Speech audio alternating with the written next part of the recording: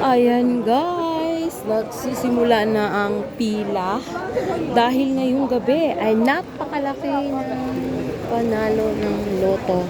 Kaya ang daming nakapila guys. Ang dami.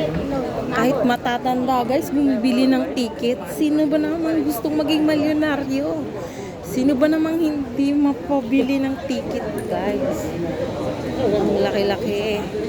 Ang laki-laki. Promise. Kaya tingnan nyo naman yung pila, o, diba? Pak. Maaga pa nga ha, maaga pa yan.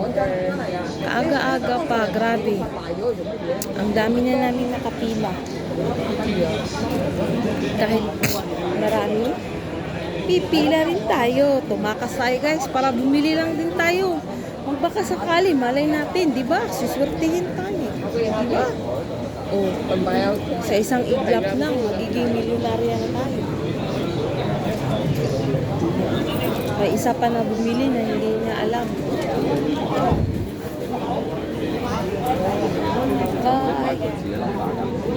At ayun, at ating pinasok na ang ating ticket. Good luck to me. Talaga naman. So ayun, at bibigyan. Thank you. Good luck daw, sabi ng counter. O, kita nyo naman. Kaaga-aga pa ha. Kaaga-aga pa. Oh, puti lula. Nakapila. Diyos ko. Oh, ang aga-aga pa niyan. Wala na yung pila. Ang dami na. O, diba? Guys, tayo dito. Titingnan natin sa loob. Ayan, oh. Ang dami na nakapila dyan sa loob, guys. Kita nyo? Ayan, dyan tayo galing sa loob. Kasi kalaki ba naman ang papanyanunan? 128 million Hong Kong dollars. Pag once mapanalo mo yung first prize, ay nako, tupiin mo ng 7 beses. Pera na natin yan sa Pilipinas.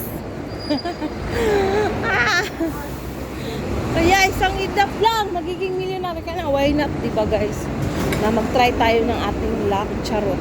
Hindi naman tayo talaga bumibili guys. Bumibili lang ako pag ganito. Yang may pa-snowball, yung ganyan. So, malay natin, diba? Tumaya rin ako kasi yung kaibigan ko nagpataya rin.